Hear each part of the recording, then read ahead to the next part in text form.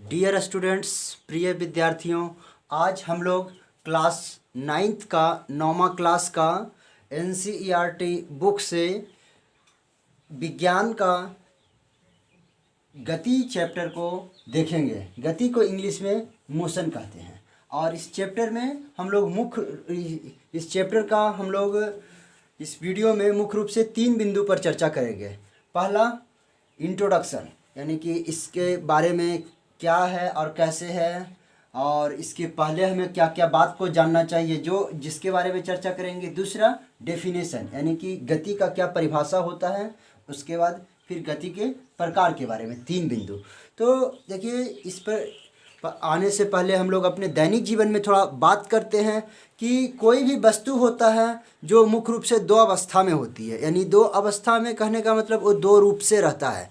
एक तो अपना कहीं पर वो स्थिर रहा, और नहीं तो फिर वो चलते हुए रहा। तो स्थिर है मतलब क्या, वो स्थिर है यानी वो विरामावस्था में है। कोई भी वस्तु स्थिर है यानी कि वो विरामावस्था में। देखिए, विरामावस्था शब्द भी 2 शब्द से मिलकर के बना हुआ है। पहला तो विराम, ए वर्ड है जो यहाँ तक देखें तो विराम, और दूसरा अवस्था, तो ये दोनों को जोड़ करके बनाया हुआ है विरामावस्था। पहला ये है विराम और दूसरा यहाँ पर अवस्था। तो ये क्या हो गया, दोनों से मिलकर के बना है विरामावस्था। विराम मतलब क्या, रुका हुआ, कहीं पर ठहरा हुआ। जैसे कि हम बात करें, विरामावस्था में हमारे आसपास बहुत सारी वस्तुएं हैं, जैसे घर है, खेत है, जंगल है, पहाड़ है, नदी है। तो ये सब, नदी का तो खैर पानी चलते हुए रहता है, तो उसको हम नहीं भी कंसीडर नहीं समझ सकते हैं। लेकिन यहाँ पर ये पेड़ पौधे हैं, तो ये सब है जो विरामावस्था का उदाहरण है, यानी कि एक जगह पर रुका हुआ है, ठहरा हुआ है। अब इसके अलावे हम लोग देखें तो बहुत प्रकार की वस्तुएं ऐसे भी है जो कि चलते हुए है, जैसे हवा है जो चलते हुए रहता है। फिर रेलगाड़ी भी है जो गतिमान अवस्था में ही होगी। जब है जो रेलगाड़ी चल रहा है तो वो गतिमान अवस्था में है। गतिमान करने का मतलब जो एक जगह से दूसरे जगह जा रहा है, समय के साथ उसकी स्थान बदल रहा है, उसका स्थिति बदल रहा है, तो वो क्या हो गया, गतिमान अवस्था में आ गया। जैसे हवाई जहाज भी चल रहा है। अब देखिए, पृथ्वी की गति हम लोग को देखने में लगता है कि पृथ्वी क्या है, रुका हुआ है, और सूरज क्या है, चल रहा है। लेकिन वास्तविक स्थिति ये है कि पृथ्वी है जो सूर्य के चारों तरफ घूम रही है। और ये हम लोग को इसीलिए नहीं पता चलता है क्योंकि पृथ्वी बहुत बड़ा है, हम लोग बहुत ही पृथ्वी के एक बहुत ही छोटे जगह पर रहते हैं और उसके अनुसार से देखते हैं, इसीलिए हम लोग को पता नहीं चलता है। लेकिन वास्तव में पृथ्वी है जो सूर्य के चारों तरफ चक्कर काट रही है। तो पृथ्वी की गति भी है जो गतिमान अवस्था में आ जाएगा, और चंद्रमा की गति। तो आप लोग अभी 2 टर्म को समझे हैं, विरामावस्था और गतिमान अवस्था।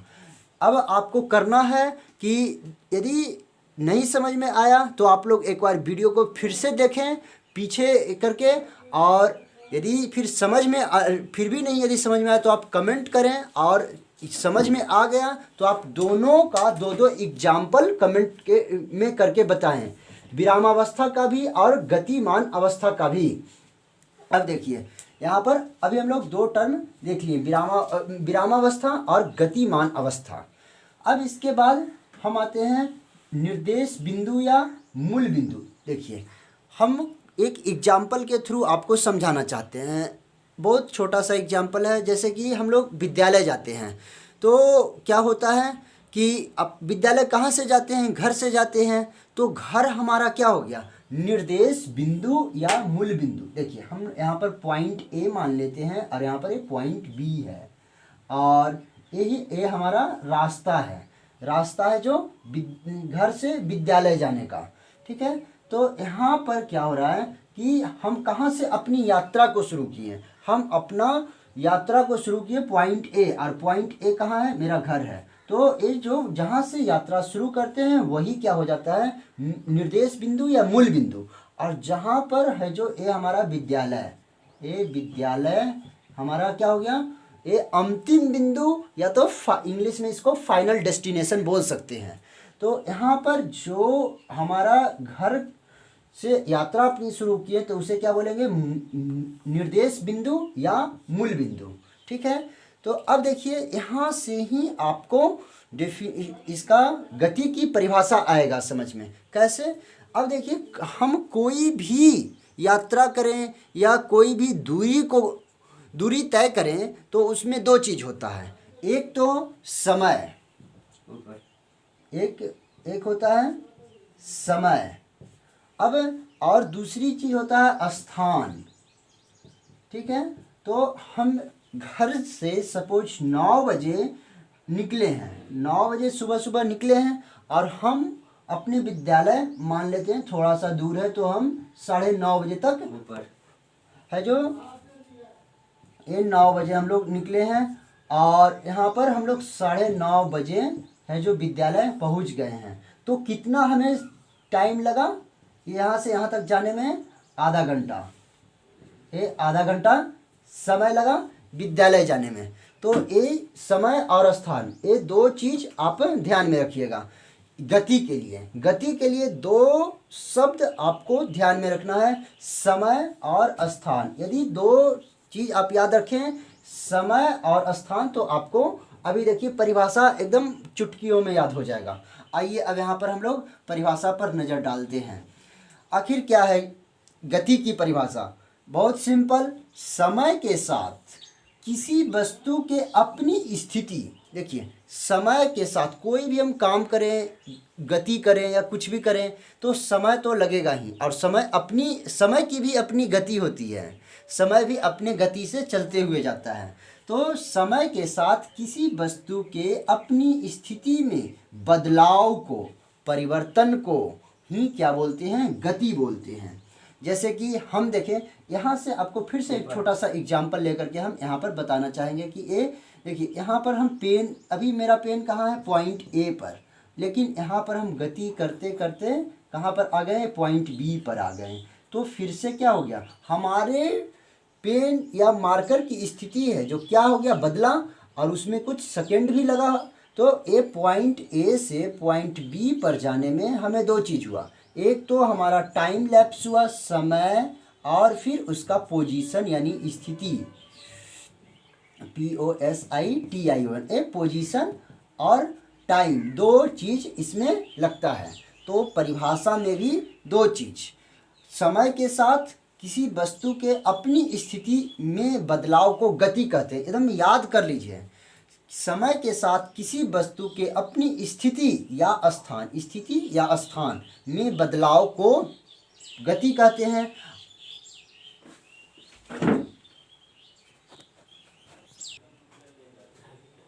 देखिए अब हम लोग है जो यहाँ से देखते हैं गति के प्रकार।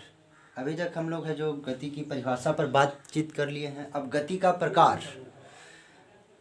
का प्रकार मुख्य रूप से यहाँ पर हम 5 बताए हैं, लेकिन आपके बुक में 9th क्लास में केवल सरल रेखीय गति पर है जो पढ़ाई करना है, और उसका 2 प्रकार है कि सरल रेखीय गति का भी 2 प्रकार, एक समान गति और फिर असमान गति। अभी हम ये दोनों पर चर्चा करेंगे, और पहले कुछ बातचीत कर लेते हैं। ये यादृच्छिक गति है, फिर वृत्तीय गति है, दोलन गति है, और फिर आवर्त गति। ये सब पर हम 1-1 मिनट बात करके फिर आगे बढ़ते हैं। मुख्य रूप से हमें चर्चा करना है ये दोनों पर, ये एक समान गति और असमान गति क्या होता है। जो यादृच्छिक गति का मतलब ये हुआ कि उसमें है जो किसी डायरेक्शन में गति हो सकता है। इसका उदाहरण क्या हो जाएगा, जैसे कि मक्खी की गति, मक्खी है जो कोई भी डायरेक्शन में कैसे भी चला जाएगा, उसका कुछ अता पता नहीं है। और इसके बाद फिर वृत्तीय गति क्या, जब कोई वस्तु की गति है जो किसी वृत्त के अनुदिश हो, एक क्या हो गया, वृत्त हुआ, तो यानी गोल पाथ पर लगभग हो, तो फिर वैसे गति को बोलेंगे वृत्तीय गति। दोलन गति, झूले की गति, ये झूले की गति को हम लोग दोलन गति है जो झूला का गति। दोलन गति क्या है, मतलब एक निश्चित समय अंतराल के साथ साथ वो केवल आगे पीछे हो, तो फिर उसको दोलन गति। फिर चौथा में फिर अगला है आवर्त गति। तो खैर ये सब तो हम केवल एक जानकारी के लिए आपको बता दिए। अब हम लोग मुख्य रूप से चर्चा करते हैं एक समान गति।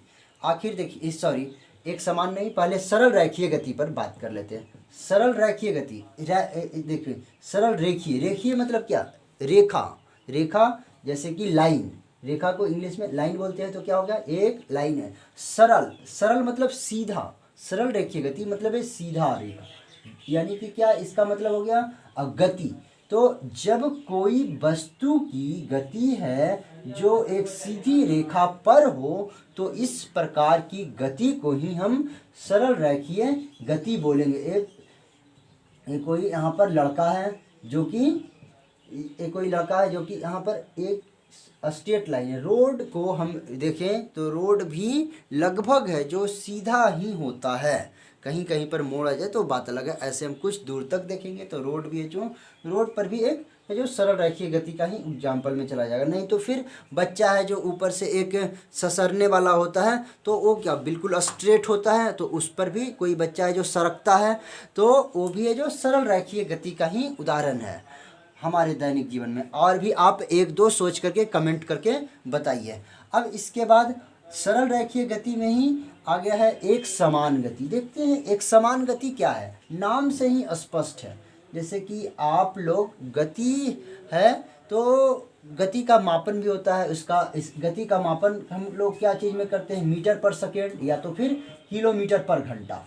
जैसे कि हम कहीं भी जाते हैं कोई भी गाड़ी से तो पूछते हैं कि गाड़ी कितना किलोमीटर पर घंटा चल रहा है, तो उस अब है जो 5 किलोमीटर पर घंटा, 10 किलोमीटर पर घंटा, 20 किलोमीटर पर घंटा, 30 किलोमीटर पर घंटा। तो अब है जो इस तरह से गाड़ी इतना स्पीड से, तो यदि गाड़ी पॉइंट ए से पॉइंट बी पर यदि 5 किलोमीटर घंटा की ही स्पीड से या तो फिर 10 किलोमीटर या 15 किलोमीटर घंटा के ही स्पीड से ये पूरा दूरी को कवर करेगा, तो ये हो जाएगा एक समान गति। लेकिन यदि है जो कोई यहाँ P पॉइंट है और यहाँ पर एक कोई Q पॉइंट है और यहाँ से और यहाँ पर बीच में मान लेते यहाँ से यहाँ जो गया 5 किलोमीटर पर घंटा की गति से एक R पॉइंट तक, और यहाँ पर R से S तक गया है 10 किलोमीटर पर घंटा के 10 किलोमीटर पर घंटा के स्पीड से। तो यहाँ पर क्या हो गया कि वस्तु है या कोई भी गाड़ी है जो यहाँ से यहाँ तो 5 किलोमीटर पर घंटा के स्पीड से गया, यहाँ से यहाँ तक वो 10 किलोमीटर पर घंटा के स्पीड से गया। तो क्या एक समान गति रहा? नहीं, एक समान गति नहीं रहा, इसीलिए इसको असमान गति बोलेंगे। ठीक है, अब ये दोनों का हम लोग चर्चा कर लिए इसके बारे में, और भी हमें नेक्स्ट वीडियो में अच्छी तरह से बताएंगे। और यहाँ पर इस वीडियो में हम लोग अभी चर्चा कर लिए क्या क्या चीज़ का, 3 बात का। सबसे पहले गति का इंट्रोडक्शन, ये इंट्रोडक्शन, फिर दूसरा नंबर में डेफिनेशन यानी परिभाषा, ठीक है, और उसके बाद हम लोग गति का प्रकार देख लिए हैं अच्छी तरह से इस वीडियो में। टाइप यानी कि प्रकार, ठीक है।